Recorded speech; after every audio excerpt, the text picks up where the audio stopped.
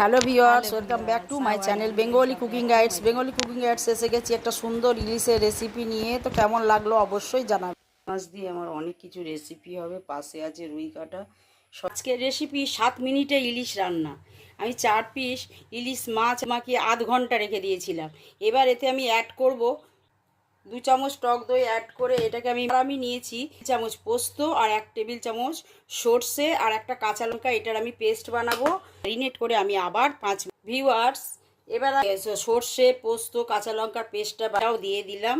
আমি আগে সব 2 টেবিল চামচ সর্ষের তেল, আর কোনো মশলা লাগবে না। কাঁচা লঙ্কা আমি অ্যাড করে দেব। ভিউয়ার্স আমার একেবারে সমস্ত মশলা দেওয়া আছে।